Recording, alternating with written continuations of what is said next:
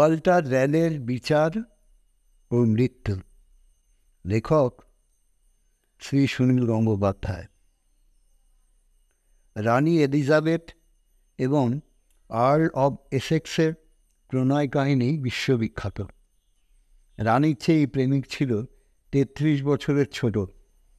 এসেক্সকে দেখে যখন রানী প্রথম মুগ্ধ হয়েছিলেন, আকুল হয়েছিলেন, সারা রাত এসেক্সের সঙ্গে নির্জন ঘরে জেগে কাটিয়েছেন, তখন এসেক্সের বয়স মাত্র ২০, রানীর ৫৩। নির্জন ঘরে সময় কাটাচ্ছেন রানী এবং এসেক্স। দরজার বাইরে পাহারা দিচ্ছেন একজন দীর্ঘকায়, রূপবান, বলিষ্ঠ, অত্যন্ত শৌখিন, বসনে ভূষিত পুরুষ, রানীর প্রাক্তন প্রেমিক স্যার ওয়াল্টার র্যালে। সদ্য যুবা, সূক্ষ্ম অনুভূতিপ্রবণ এসেক্স প্রথম দিনই র্যালেকে দেখে ঈর্ষায় এবং ক্রোধে জ্বলে উঠেছিলেন। এই বিশাল অহংকারী মুখ পুরুষটি কেন রানীর এত কাছে থাকবে? এসেক্স ক্রমে ক্রমে রানীর উপর ওই লোকটির প্রভাব এবং ওর প্রতি রানীর প্রীতির কথা জানতে পারলেন। তার মনে ঘোরতর ঘৃণা এবং শত্রুতাবোধ জেগে উঠল র্যালে সম্পর্কে। মাত্র ১৪ বছর এসেক্স রানীর সংসর্গে ছিলেন। মাঝে মাঝে মনোমালিন্য হয়েছে, কিন্তু এসেক্স একটু কাতর গলায় শ্রুতি করলেই রানী আবার তাকে নিজের মুখে স্থান দিয়েছেন। ক্ষমতার উচ্চ শিখরে উঠেছিলেন এসেক্স, কিন্তু র্যালে সম্বন্ধে তার ক্রোধ কিংবা ভয় কখনো যায়নি। শেষ পর্যন্ত র্যালের আতঙ্কেই এসেক্স রানীর প্রতি বিদ্রোহী হয়েছিলেন। তার ফল অবিলম্বে বন্দিত্ব, বিচার এবং মৃত্যু। এসেক্সের বধ্যভূমিতে দেহরক্ষীদের অধ্যক্ষ হিসেবে ওয়াল্টার র্যালেও উপস্থিত ছিলেন। দীর্ঘদিনের প্রতিদ্বন্দ্বীর মৃত্যুতে র্যালের উল্লসিত হওয়ার কথা। মৃত্যুর আগে র্যালের হাস্যমুখ দেখাই হবে এসেক্সের চূড়ান্ত অপমান। কিন্তু সহজাত ভদ্রতায় র্যালে সেখান থেকে চলে গেলেন। দূরে একটা ব্যালকনিতে নির্জনে দাঁড়িয়ে রইলেন। কিছুক্ষণ পরে লোকে দেখল র্যালে তার পরম শত্রুর মৃত্যুতেও দুহাতে মুখ ঢেকে হু হু করে কাঁদছেন। স্যার ওয়াল্টার র্যালের জীবন উত্থান পতনে, জনসাধারণের ঘৃণায়, অভিনন্দনে, রানীর ক্রোধ এবং প্রেমে অভিজাত সমাজের বন্ধুত্ব এবং শত্রুতায় বহু বিচিত্র। তিনি ছিলেন এলিজাবেথিয়ান যুগের প্রধান প্রতিনিধি। কী তার পরিচয়? ভয়ঙ্কর জলদস্যু, দুর্ধর্ষ যোদ্ধা, অকুতভয় আবিষ্কারক, প্রতিভাবান কবি, প্রগাঢ় পাণ্ডিত্য, নিপুণ বক্তা, স্বচ্ছ দার্শনিক, তীক্ষ্ণ রাজনীতিবিদ, স্বাতন্ত্র্য চিহ্নিত ঐতিহাসিক। কেউ কেউ তাকে বলেছেন যুগের প্রবক্তা, কেউ কেউ বলেছেন মহান শয়তান। সব মিলিয়ে র্যালে একজন প্রবল পুরুষ, রক্তমাংসে এবং কল্পনার সূক্ষ্মতায়, অর্থাৎ রেনেসাঁসের নির্ভুল প্রতীক। র্যালে এমন এক বিচারের সম্মুখীন হয়েছিলেন যাকে বলা হয় ইংল্যান্ডের জঘন্যতম বিচার। তার বিচারকদের মধ্যে একজন বহুদিন পর মৃত্যুশয্যায় শুয়ে বলেছিলেন, ইংল্যান্ডের ন্যায় বিচার এর আগে আর কখনো এমন বঞ্চিত এবং আহত হয়নি। র্যালের বিচার প্রহসনের মতো। এই বিচার হয়েছিল এলিজাবেথের মৃত্যুর ঠিক পরেই। এলিজাবেথ র্যালেকে যেমন প্রগাঢ়ভাবে ভালোবাসতেন, একবার নৌ অভিযানের সমস্ত ঠিকঠাক হওয়ার পর রানী র্যালেকে বলেছিলেন, তুমি নিজে যেও না, তোমাকে ওই বিপদের মধ্যে পাঠাতে আমার ভরসা হয় না, তাছাড়া তোমাকে চোখের আড়াল করতেও পারবো না। আবার বিদ্রূপ হয়েছেন বহুবার। র্যালের বিয়ের খবর শুনেই রানী তাকে ২ মাস জেলে পুরে রেখেছিলেন। প্রণয়ীরা বিয়ে করলেই রানী ভীষণ চটে যেতেন, কিন্তু রানী কখনো তাকে চরম শাস্তি দেওয়ার কথা ভাবেননি। র্যালে এলিজাবেথের নজরে প্রথম আসেন যে ঘটনায়, তা অনেকেরই জানা। একটু কর্দমাক্ত জায়গা দিয়ে হাঁটবার সময় রানীর পায়ে যাতে কাদা না লাগে, সেই জন্য র্যালে তার কোট খুলে রানীর সামনে পেতে দিয়েছিলেন। এখনও ইংরেজদের ভদ্রতার প্রসঙ্গে এই গল্প আলোচিত হয়। তারপর থেকে রানী তাকে প্রেম বিলিয়েই শুধু ক্ষান্ত হননি, সেই সঙ্গে দিয়েছিলেন বহুতর সম্মান এবং পদমর্যাদা। ক্রমে ক্রমে র্যালে হয়েছিলেন রানীর দেহরক্ষীদের অধ্যক্ষ। এই পদ ছিল সে সময় চূড়ান্ত লোভনীয়, কারণ এই পদাধিকারী সবসময় রানীর কাছে কাছে থাকবার সুযোগ পায়। খ্রিস্টানদের দ্বারা অধিকৃত হয়নি এমন যে কোনো নব আবিষ্কৃত দেশের স্বত্বাধিকার দিয়েছিলেন তাকে রানী।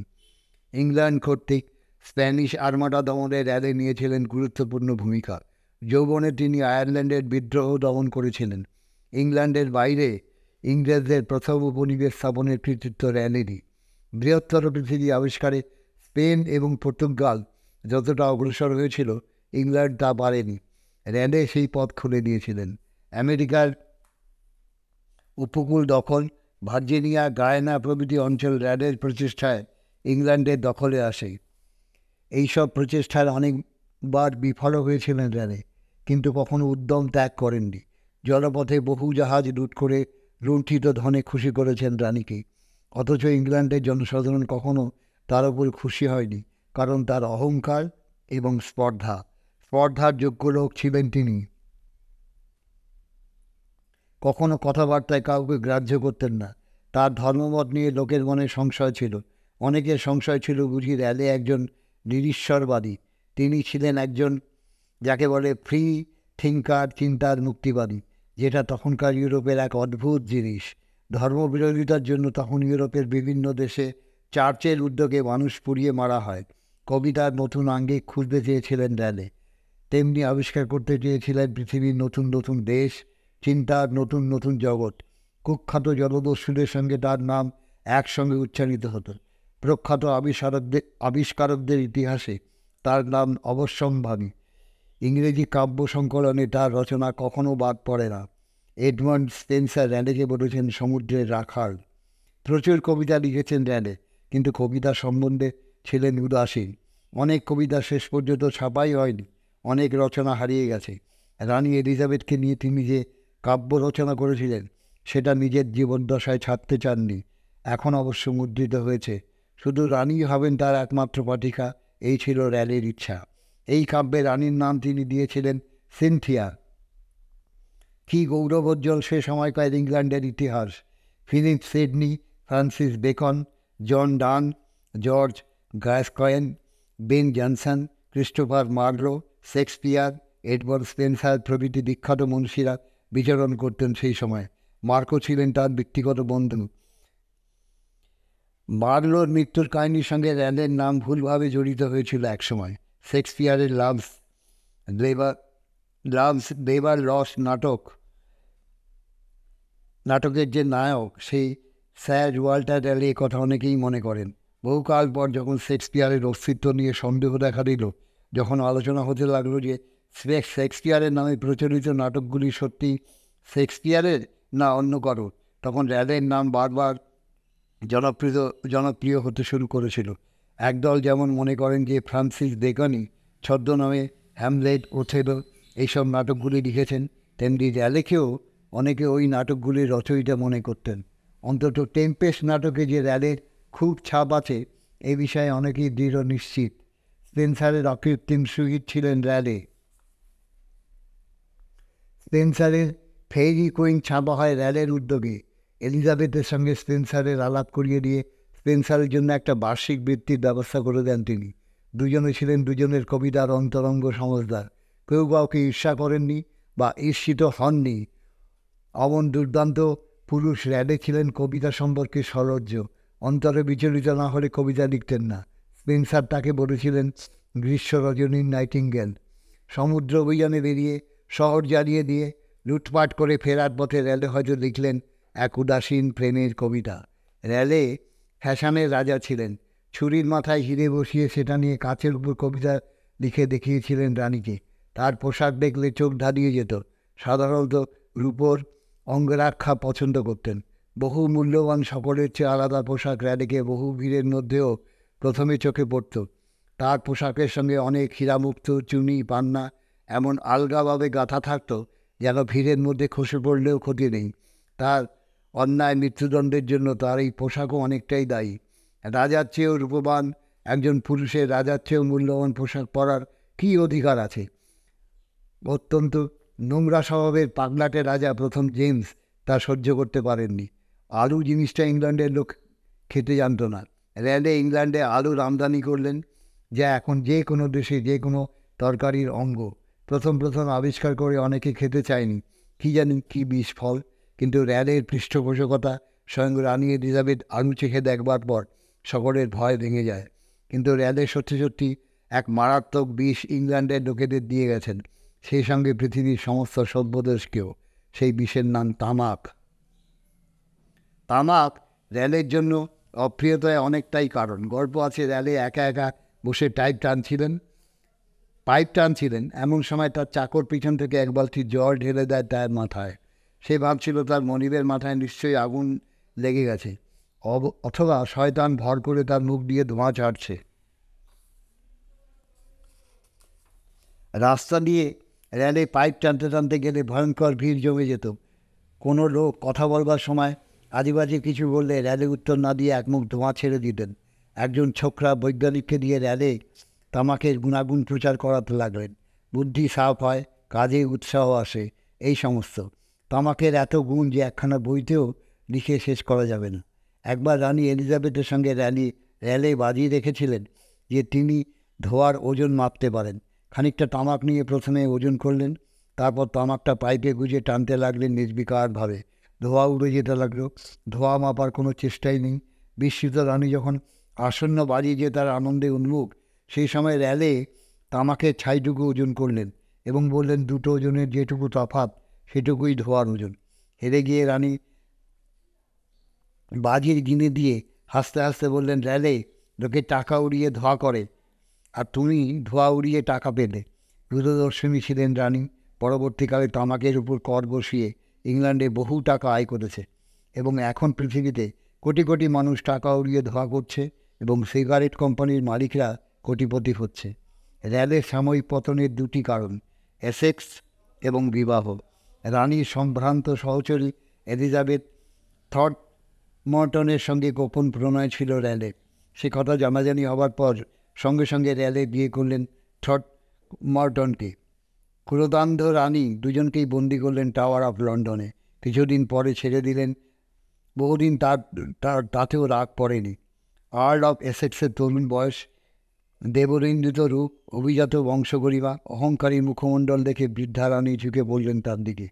সেই সময় ওয়াল্টার র্যালে ছায়ায় পড়ে গেলেন। র্যালে অ্যাসেক্সের দু চোখে বিষ, কিন্তু র্যালের অনেকটা বালকের ধৃষ্টতা হিসেবে অ্যাসেক্সের প্রতি সন্দেহভঙ্গী ছিল। যদিও অ্যাসেক্সের ভয়ঙ্করতম প্রতিদ্বন্দ্বী হিসাবে তিনি জনসাধারণের কাছে নিন্দিতও হয়েছিলেন। অ্যাসেক্স ছিলেন জনসাধারণের হিরো, রানীর রোমান্টিক প্রণয়ী, কিন্তু চেহারা এবং সুকুমার স্বভাব ছাড়া অ্যাসেক্সের গুণ বিশেষ কিছুই ছিল না। তার অনেক প্রেমপত্র লিখে দিয়েছেন প্রখ্যাত দার্শনিক চতুর চূড়ামণি ফ্রান্সিস বেকন। যুদ্ধেও খুব কৃতি ছিলেন না অ্যাসেক্স। দু একবার ডুয়েলেও হেরেছেন। স্পেনের সঙ্গে যুদ্ধে র্যালের খ্যাতি চুরি করেছেন।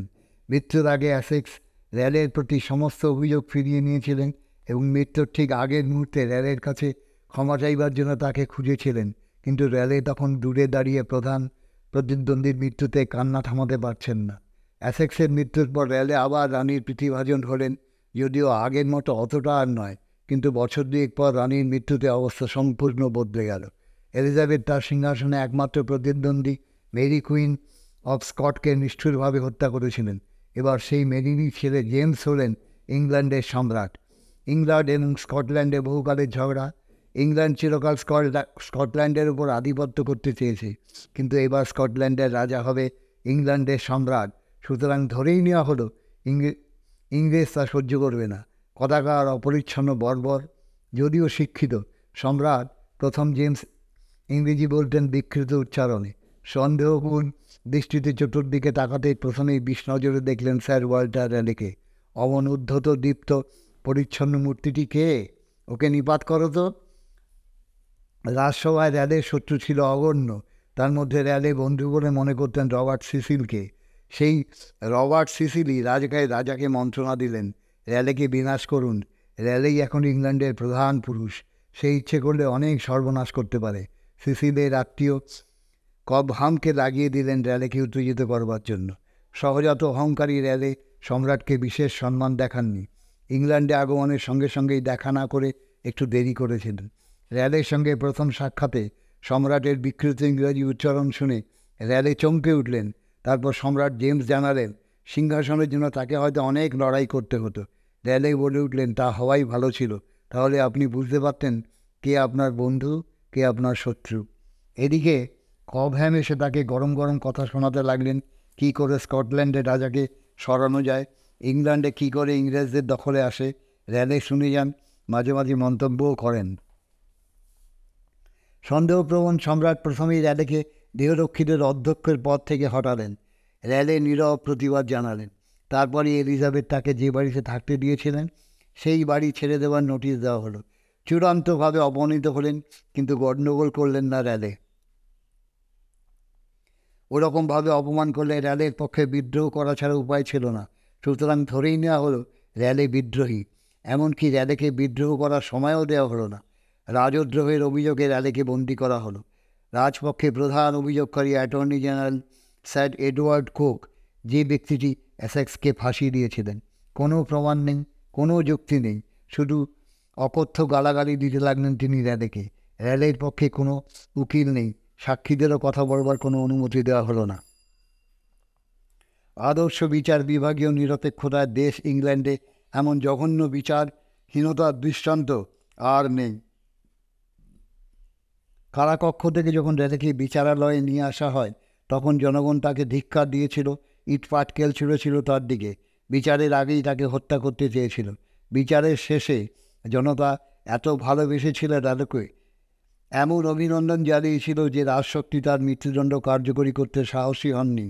র্যালে কী কী বিশ্বাসঘাতকতা করেছেন তার একটা লিস্ট করে কবহ্যামকে দিয়ে সই করিয়ে নেওয়া হলো। কবহ্যাম সই করতে চাননি, কিন্তু তাকে বন্দি করে বলা হলো র্যালে তার নামে সব কথা বলে দিয়েছে। তখন রাগের চোটে কবহ্যাম সই করে। পরে কবহ্যাম তার সমস্ত অভিযোগ অস্বীকার করে এবং বলে, ঈশ্বর আমার সাক্ষী, সুতরাং আমার বিবেক কেঁপে উঠেছে।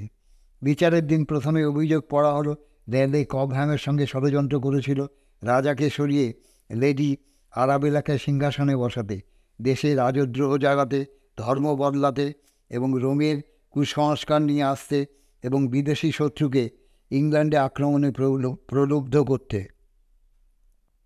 তারপর অ্যাটর্নি জেনারেল কোক বক্তৃতা শুরু করলেন। প্রথমে নির্লজ্জ ভাষায় সম্রাটের গুণগান, তারপর র্যালের দিকে ফিরে, তুমি একটি ঘৃণ্যতম শয়তান, আমি সব প্রমাণ করব, তুমি একটা দৈত্য, তোমার মুখটা ইংরেজদের মতো, হৃৎপিণ্ডটা স্প্যানিশদের মতো, তুই একটা বিশ্বাসঘাতক, চাকর বাকরদের মতো অসম্মান করে কথা বলা। তারপর যে লোক স্পেনের বিরুদ্ধে যুদ্ধ করেছে তাকে স্প্যানিশ হৃদয় বলা চরম আপত্তিকর। কিন্তু র্যালে সংযম হারালেন না, শান্তভাবে বললেন, আপনি আসল বিষয়ে কথা বলুন। কিন্তু র্যালেকে উত্তেজিত করাই ছিল কোকের উদ্দেশ্য। বললেন, আমি প্রমাণ করব, এ পর্যন্ত আদালতে যারা এসেছে তুমি তাদের মধ্যে কুখ্যাততম দেশদ্রোহী, তুমি পৃথিবীর জঘন্যতম কুৎসিততম দেশদ্রোহী। এবার র্যালে বললেন, আপনি অসংযমী, অভদ্র এবং অসভ্যের মতো কথা বলছেন। তোমার বিবেক বিষাক্ত। ষড়যন্ত্রের কথা প্রকাশ করবার জন্য আমি ভাষা খুঁজে পাচ্ছি না।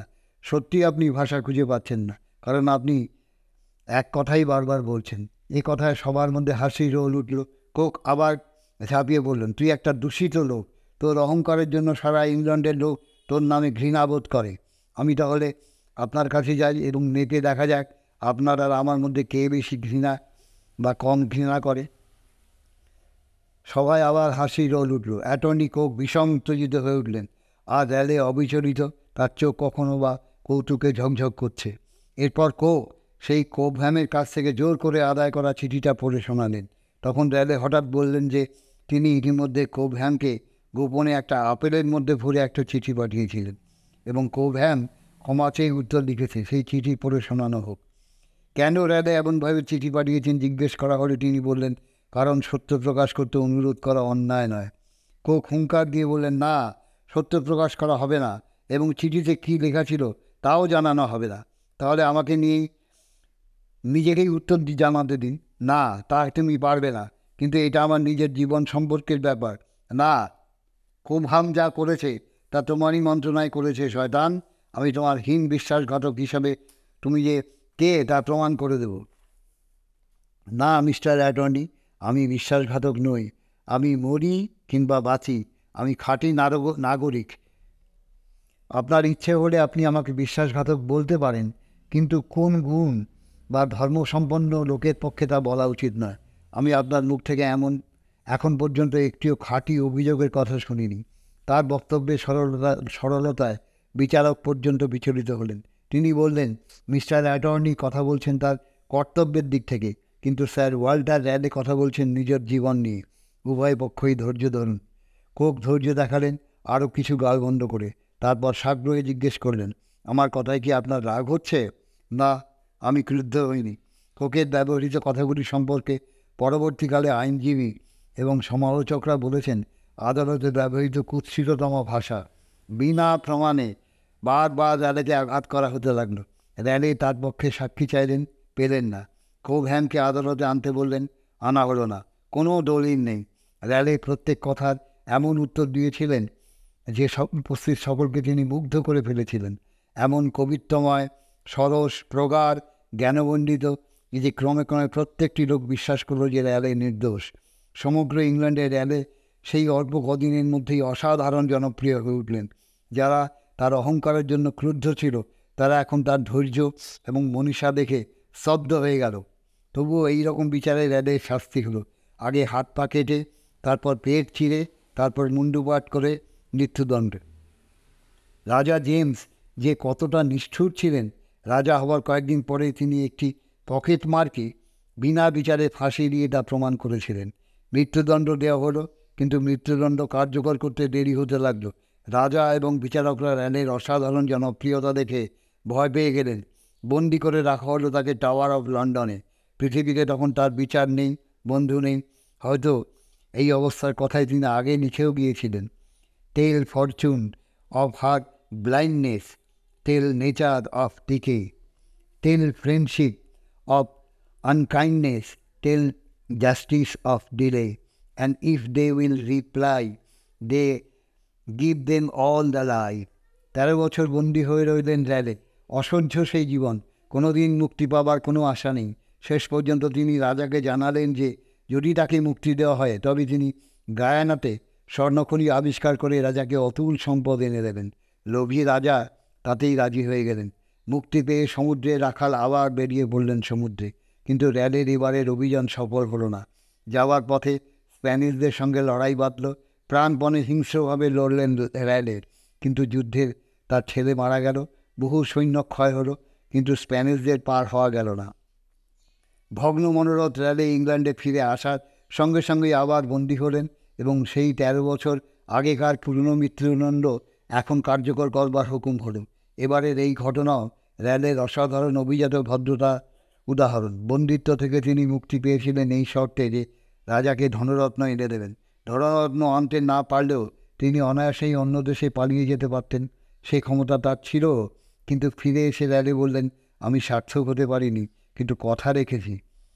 বদ্ধভূমিতে উঠেও র্যালে সমান প্রফুল্ল, তেজি, সাহসী পুরুষ।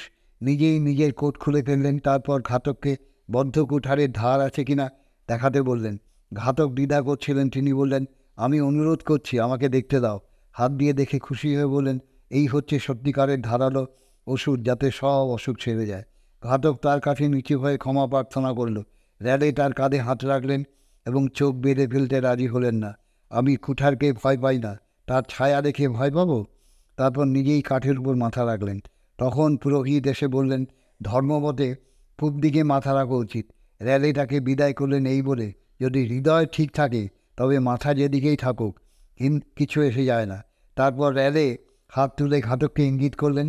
ঘাতক চুপ। আবার ইঙ্গিত করলেন। ঘাতক তবুও চুপ। প্রতীক্ষমান জনতার মধ্যে উৎকণ্ঠা হিস্টেরিয়ার মতো দেখা দিল।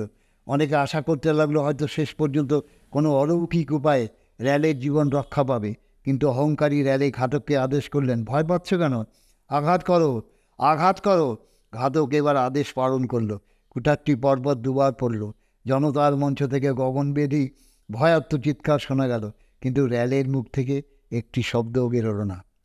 বহুদিন বাদে স্যার ওয়াল্টার র্যালের ছেলেকে রাজসভায় দেখে সম্রাট প্রথম জেমস ভয় চিৎকার করে বলেছিলেন, ওই ছেলেটার মধ্যে আমি ওর বাবার প্রেতাত্মা দেখতে পাচ্ছি।